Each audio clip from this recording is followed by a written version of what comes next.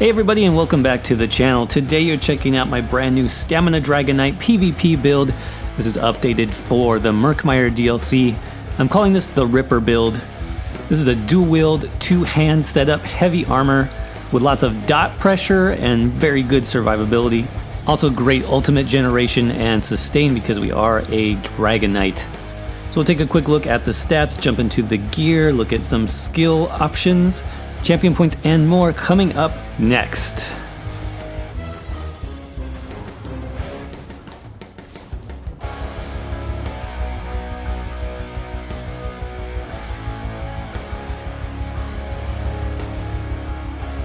Alright, so let's go ahead and jump into the stats on the build. Quick disclaimer, I know there's lots of Stam DK builds out there. One of the nice things about this class is you can play it lots of different ways, so this is just what I'm enjoying right now. You do not have to play this build this way.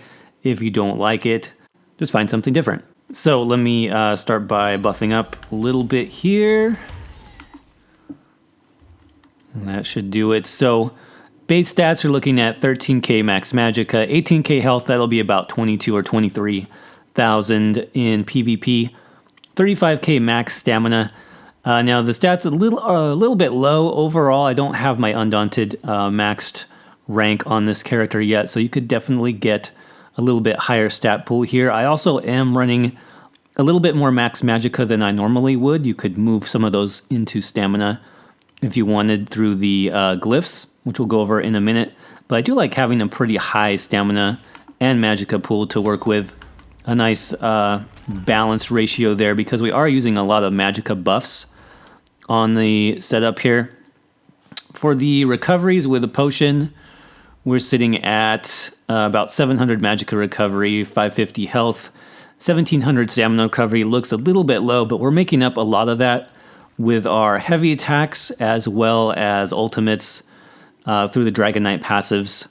Weapon damage is 33.5, and that's without our Berserker Glyph. So with that Berserker Glyph on the back bar, you're sitting at about 4k weapon damage.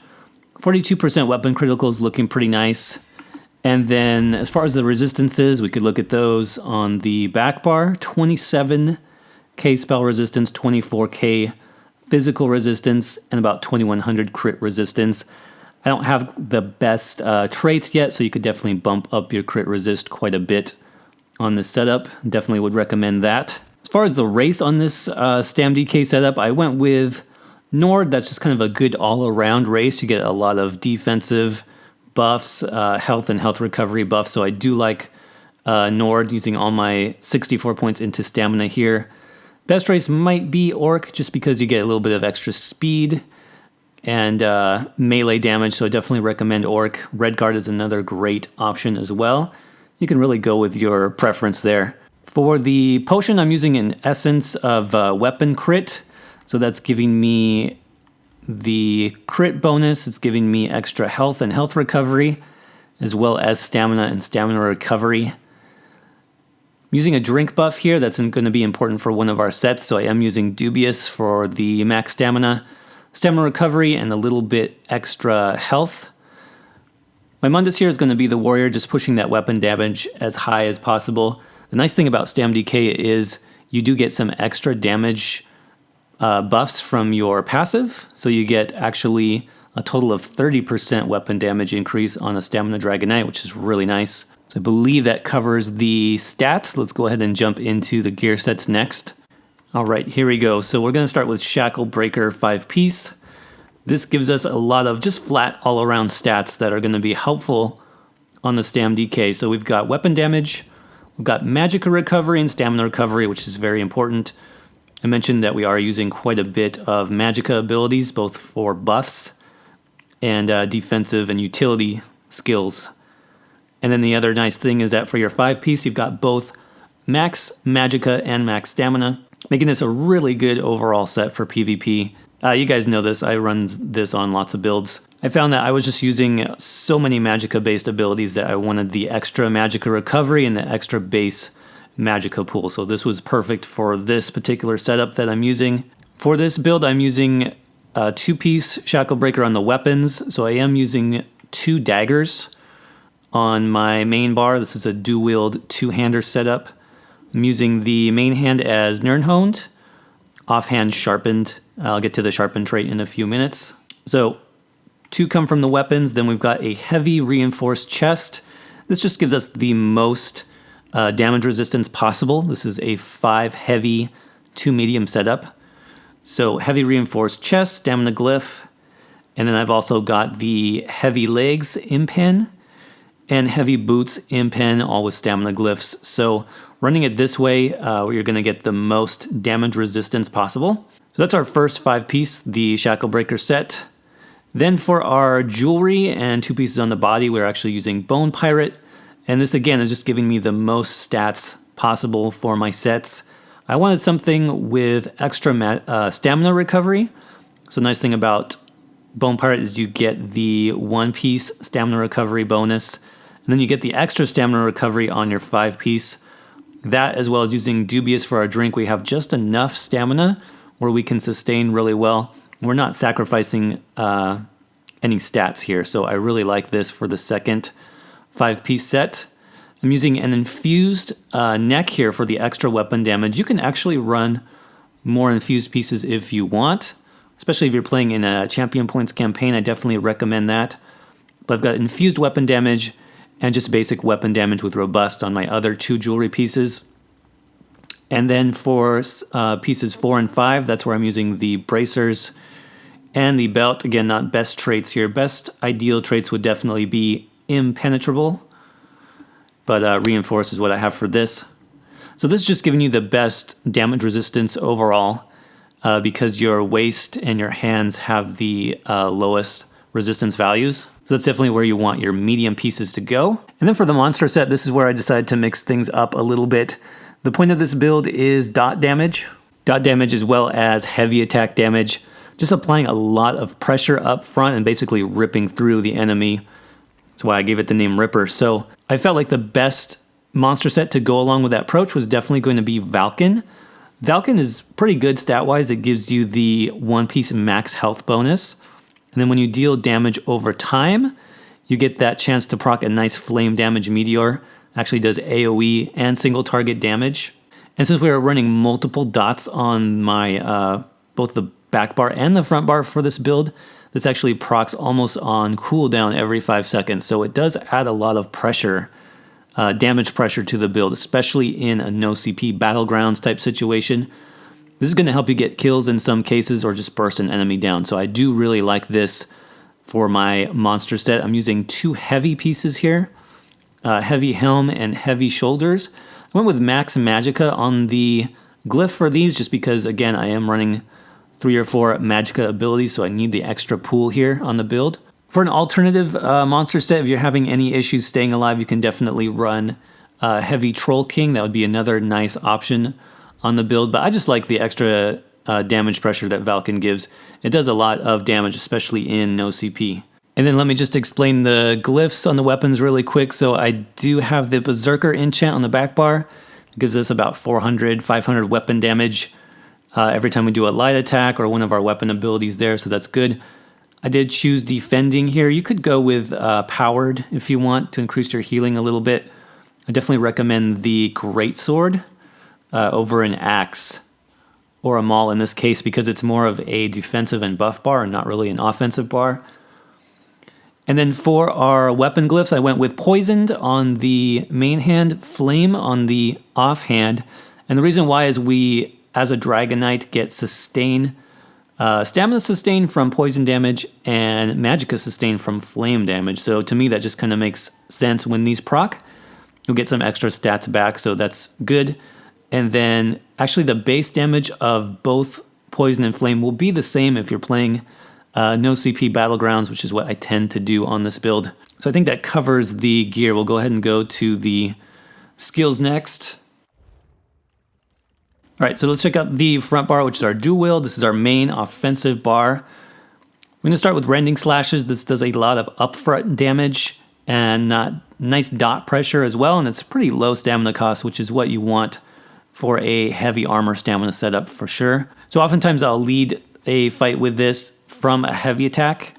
You can charge up your heavy attack, go right into your Rending Slashes, and get a nice burst of damage that way.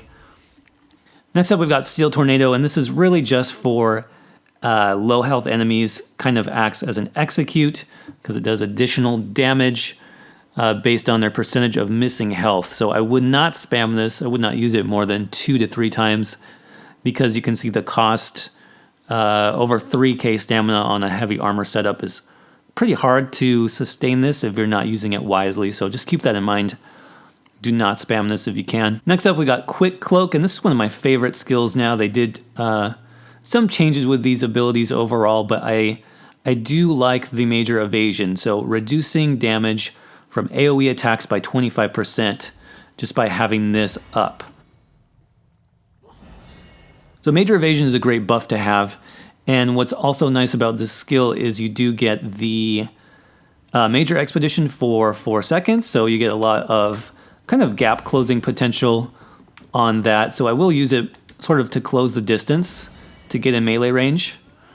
And also obviously for the defensive abilities, the damage that it does really not very much at all. So combined with a heavy armor setup, the extra speed and the extra 25% damage reduction is really nice. It really helps you stay alive and move around the battlefield. So I definitely recommend this. Try it out on a dual wield setup.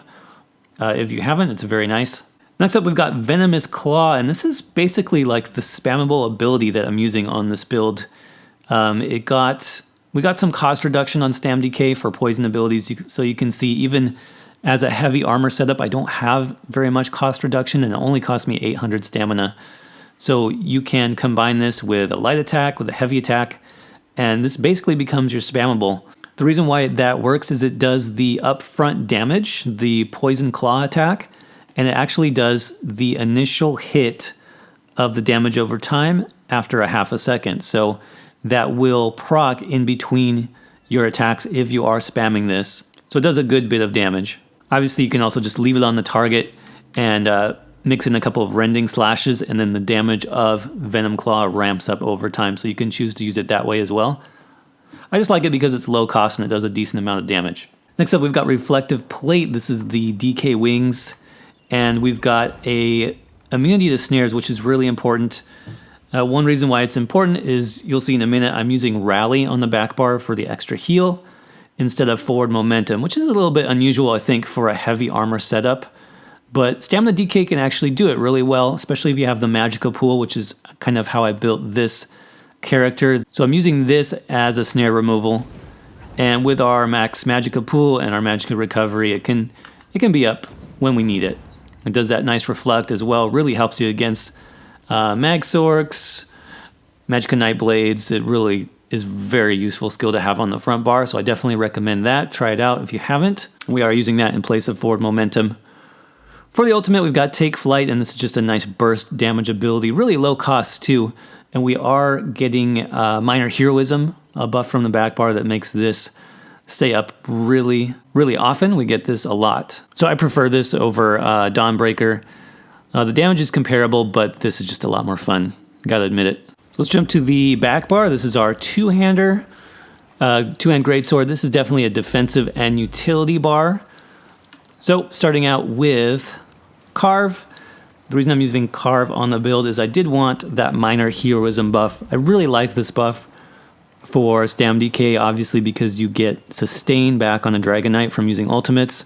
So having that little bit of extra ultimate gen is really nice, and you can just get it from this one skill. The other nice thing about Carve is it does do bleed damage, so damage over time.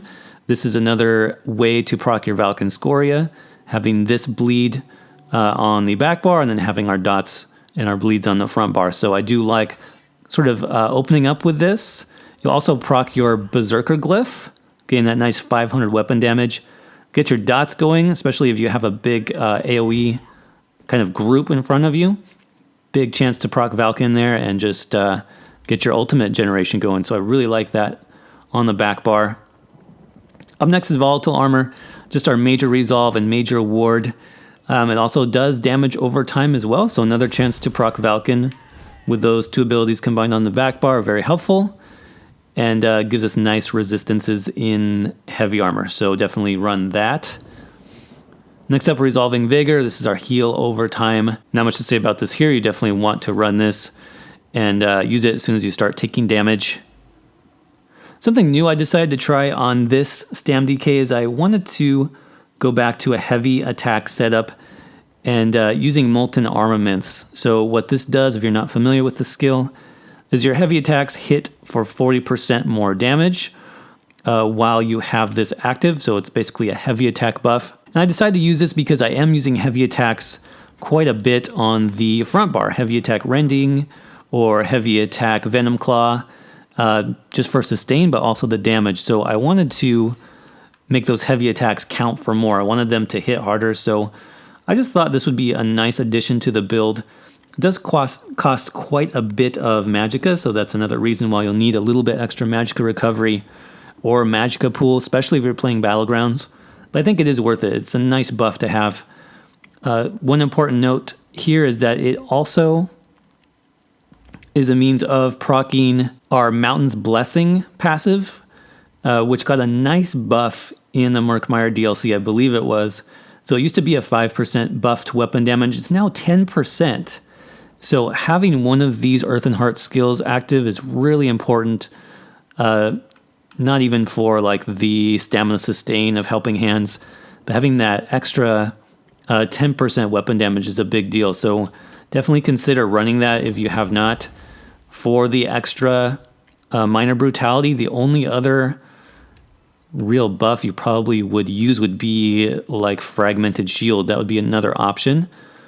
But for me, I was using Rally, so I didn't really need the extra healing. So I like Molten Armaments here, but you can definitely sub that in with other skills if you don't like the heavy attack approach as much. You can think about putting Fragmented Shield there as well.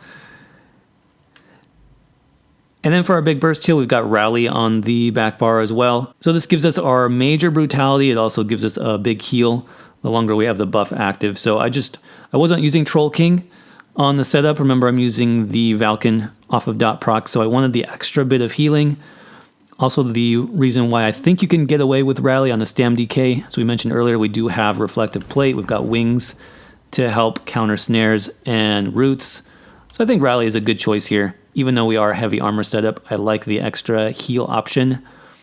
Then for the back bar, you can put some different things here. I like Corrosive Armor, though honestly, I'm using my ultimate gen so much with my Take Flight ultimate on the front bar that I rarely have the ultimate for this. So another nice option here if you want more of a passive ultimate, I definitely would recommend the Undo ultimate from the Psijic Order skill line. That will give you the minor protection buff passively on the back bar. And that is your healing bar, right? You've got Rally and Vigor here. So if you have access to Psijic Order from the Somerset DLC, definitely take a look at Undo. I think that would be a nice option here. But since I don't have that on this character yet, I'm just using Corrosive Armor.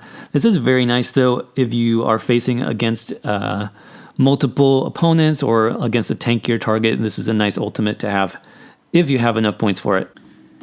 And last but not least, let's go ahead and check out how I would set up the champion points for this build. This build is kind of intended for Battlegrounds. That's the way I set it up.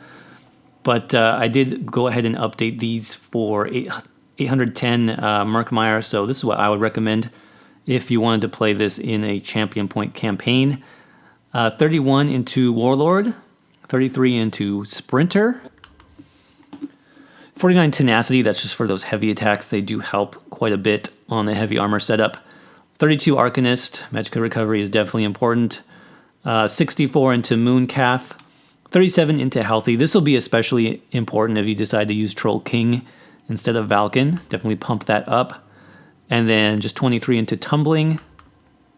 In the blue tree, we've got 27 into Blessed, 35 into Physical Weapon Expert for those light and heavy attacks, 72 into Master at Arms, 28 Thaumaturge, 20 Precise Strikes, 32 Piercing, 56 Mighty. In the red tree, 66 into Ironclad, 45 into Resistant. This is actually flipped from what it should be. You should have more points in Hardy than Elemental Defender because you do have spell resistance increased from being a DK. So you could flip those, 31 into Thick-Skinned, and then just 23 into Quick Recovery. Well, that will just about wrap it up for the Stam DK PVP build. Hope you enjoyed it. If you did, make sure you drop a like or subscribe to the channel if you're not already. Why the heck not? It's free, and it would really help me out. Let me know in the comments below what you think of Stamina Dragonknight in this patch. Are you still playing it? What do you think so far? And are you looking for any changes in the future? Overall, I am quite excited for 2019 in the Elder Scrolls Online. Looks like lots of things happening in terms of the new chapter and DLC releases, so stay tuned here for more videos in the future. And until then, I will see you guys around in the next video.